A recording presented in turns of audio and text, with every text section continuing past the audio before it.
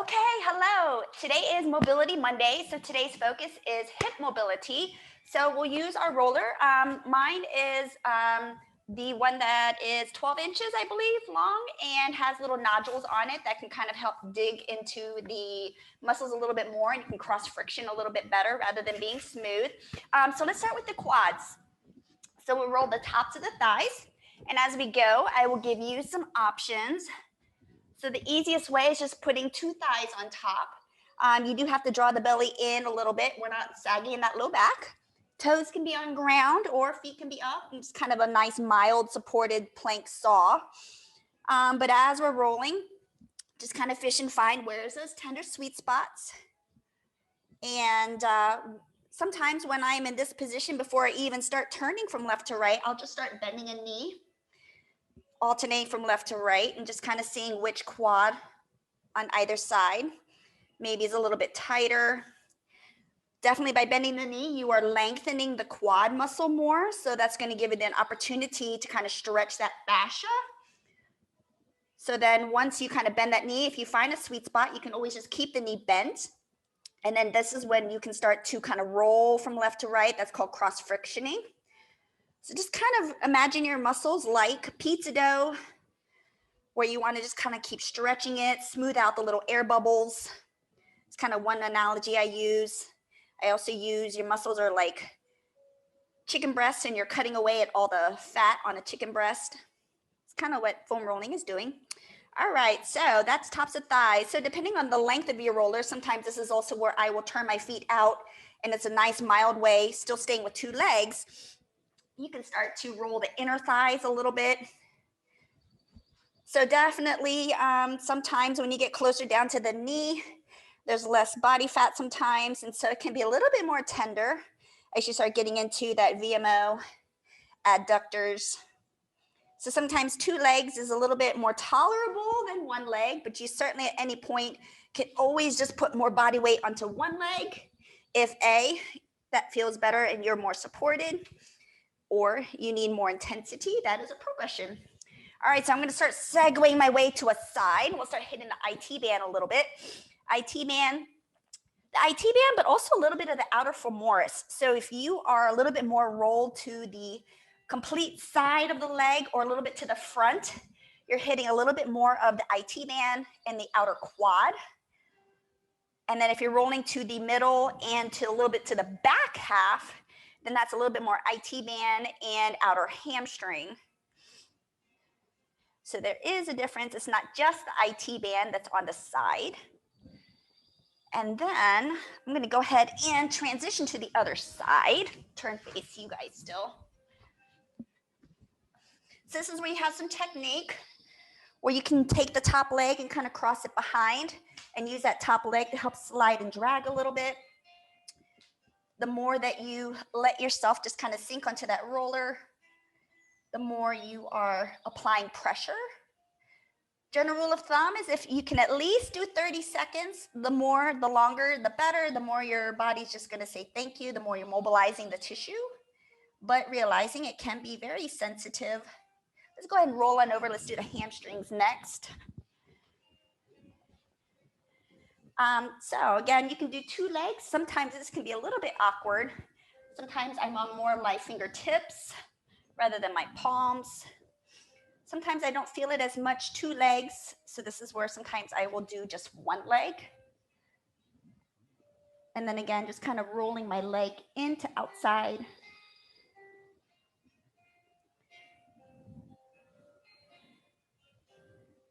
This is also where sometimes I'll give my ankle a little bit of a roll. That will also, when you flex the feet and curl the feet up, you are lengthening the hamstring more. So you might feel some sensations when you make circles. So every day is going to be kind of different. It also depends on what you do with your workouts or activities at home. Some days the hamstring will be like, okay, I'm good. And other days the hamstrings are saying, hello, I am here. I'm a bit sore. Do pay attention if one side constantly stays more sore than others, tells me there's a little bit of an imbalance. So you're overusing one hamstring more. You need to figure out why. All right, let's go ahead and segue onto calves. So definitely roll out the wrists a little bit if you need to. So you can start with 2 feet on top and then just start at the ankles. And then this is where you can kind of butt scoot.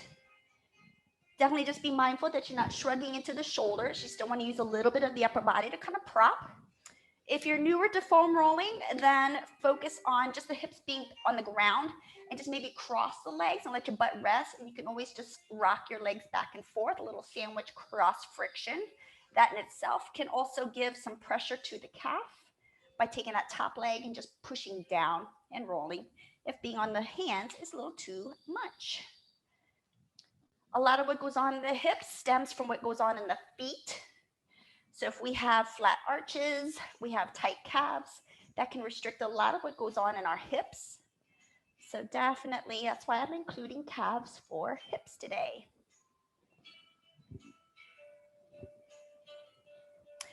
When we speak of calves, we also do have a peroneal muscle right here on the outer part of your calf.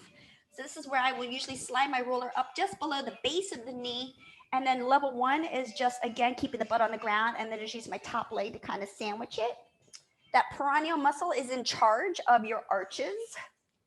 So if you have flat feet and your feet flatten in, your arch collapses. This peroneal muscle is going to be very shortened, very tight. If you tend to roll out on the sides of your feet, go ahead and change sides if you haven't already.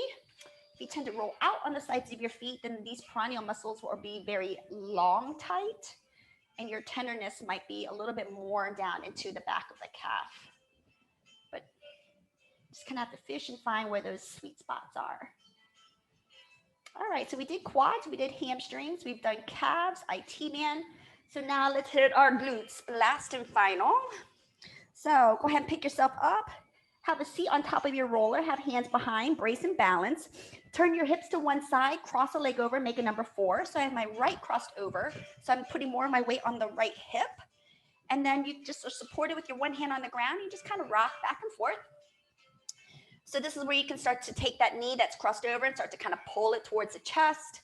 A little cross frictioning action. Fish and find where's that sweet spot.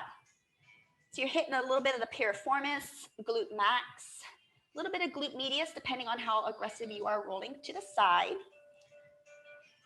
If you are newer to this, sometimes just freeze and hold and just mobilize and pull that knee in and out can be intense in itself. Rolling is definitely a progression. Go ahead and let's switch sides. Another day, when I do the ball, I will show you how to use that. Ball is definitely a little bit, I think, more anatomically friendly. It can get up into the socket a little bit better, but it is a lot more intense. So if sitting on a roller, sometimes you feel like you've just plateaued and you just don't feel the stretch, the release, then that means either finding a roller that has some nodules on it or using a ball. Or sometimes it just might mean that you just don't have a lot of scar tissue, which is okay too. All right, so we've done glutes. We have about 1 more minute, and then I'll stop the video. Last one I'd probably say is the TFL. So TFL, that is a hip flexor muscle. So it really gets up into the bone. So this sometimes can be a little bit uncomfortable because you're not necessarily rolling on the bone, but you are getting right up into the hip socket region. So it's similar to being face down, like a quad stretch. This is where I'm gonna have one leg off to the side. I'm gonna straddle it a little bit. I'm gonna bend my knee, so I'm foam rolling my right, and then I'm gonna get that roller up probably just to the bottom of that bone, and then I'm going to extend my knee and I'm gonna kind of roll back and forth. Up and down, there it is. Right there's that sweet spot. So I'm gonna sit up for a second, I'll show you. So I was rolling, so if my ASIS is right here, I'm rolling probably right up in here. This is where your TFL starts to connect up into the hip bone region in there. Again, you start getting a lot of bone up in there, so you just have to just use some judgment. If something doesn't feel right, You also have a lot of bursa sacs in the body, which sometimes can be little pressure points as well. So definitely ease into it. There's definitely no right or wrong, other than you just don't want to roll the stomach and you don't want to roll the low back, just because it's just a lot of organs, soft tissue, nothing bone per se. All right. So that is your hip mobility foam roller exercise video for today.